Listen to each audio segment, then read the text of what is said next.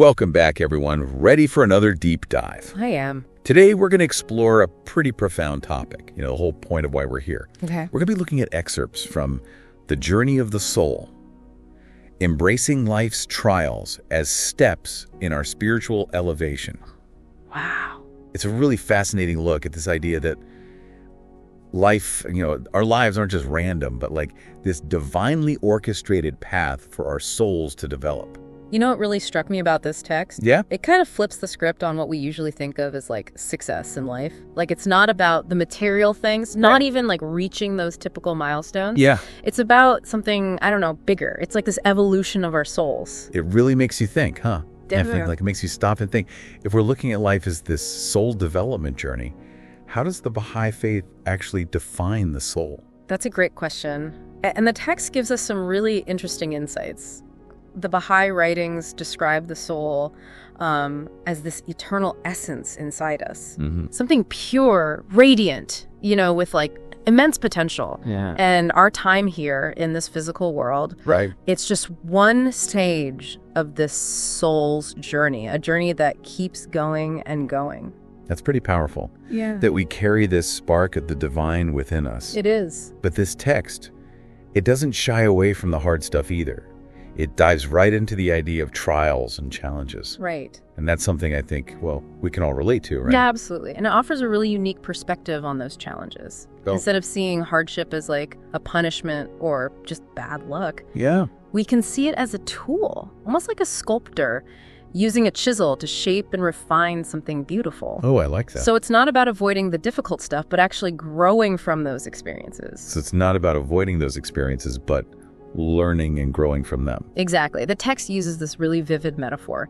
Imagine like a mirror covered in dust, right? You can't really see your reflection until you polish it. Right. In the same way, the trials we face, they kind of clear away the dust, the ego, the pride, even that attachment to material stuff. And then our true essence can shine through. So I'm starting to see how this all connects back to this whole journey of the soul. It all ties together. But how do the Baha'i teachings themselves support this whole idea of trials being opportunities? That's where things get really interesting. The text highlights this beautiful passage from Baha'u'llah, who, is the prophet founder of the Baha'i faith. Yes. He says, and I'm quoting here, "The mind is my lamp, and the virtues are the oil that feed it." What we see here is that each challenge we overcome, each act of patience, each moment of forgiveness, it's like adding more oil to that lamp, feeding the flame of our spiritual growth.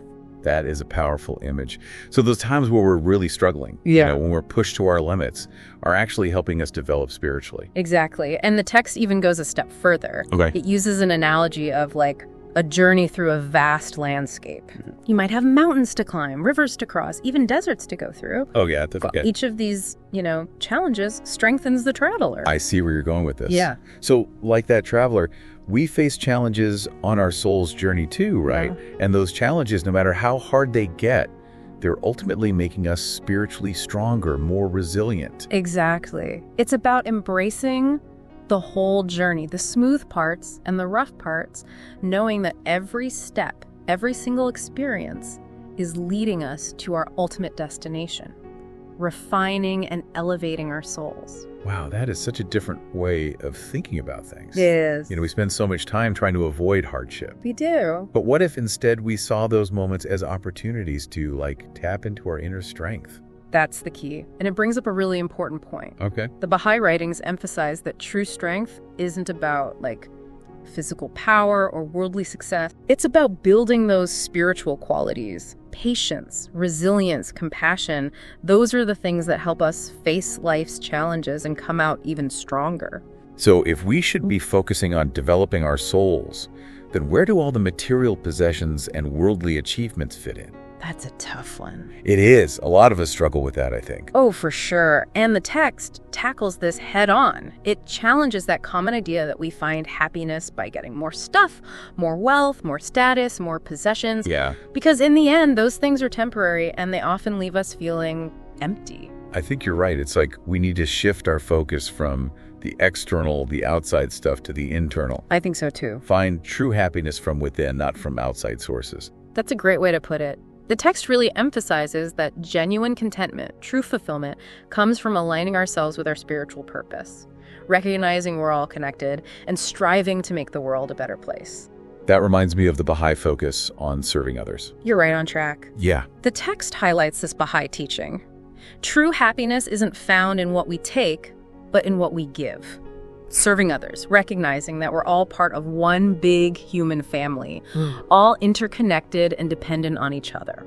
So it's about changing our thinking from what can I get to what can I give. Exactly. That's a big shift. It is.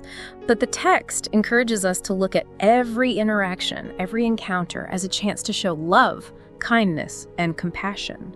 Even those small acts of service make a difference. They help everyone and nourish our own souls in the process. That actually brings up another question for me. Okay.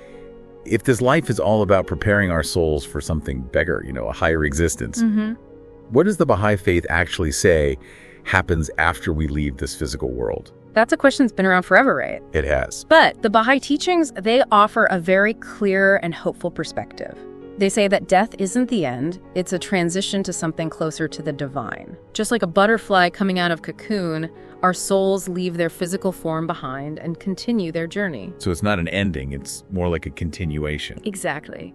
And it ties back beautifully to that idea of life being like a school for the soul. Right. The text says that the knowledge we gain, the virtues we develop, the love we share, all those things become part of our soul. Like treasures. Yeah, the treasures we carry into that next stage of existence.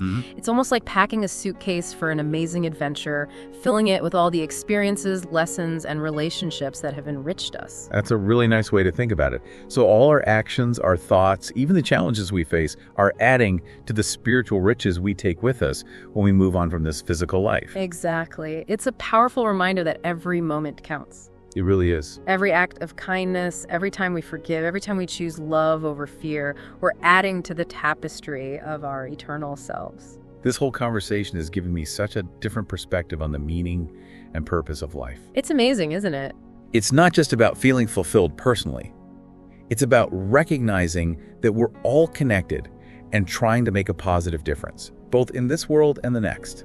It really has been a privilege exploring these ideas with you.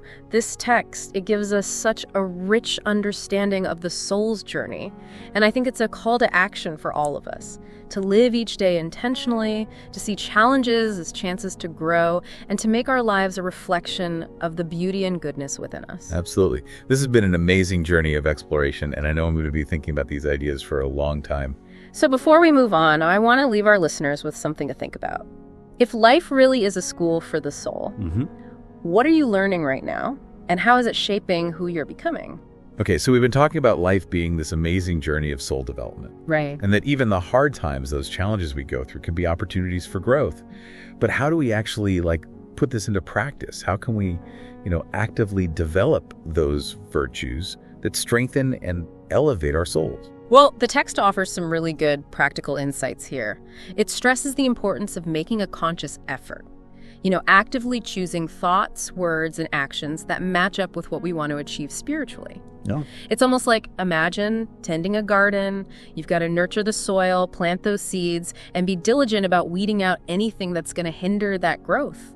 So it's not just about passively hoping we'll grow spiritually. It's about actually doing things that support that growth. Exactly. Taking action. Okay, I like that. Yeah, and the text specifically mentions prayer and meditation as really powerful ways to connect with ourselves, to seek guidance, and to strengthen that resolve to live a more meaningful life. Prayer and meditation, they're often seen as personal practices. But how does the Baha'i faith view our responsibility to the wider world? To everyone else, not just ourselves. That's a crucial point. While personal transformation is really important, the Baha'i teachings emphasize that our spiritual growth is totally tied to the well-being of humanity as a whole.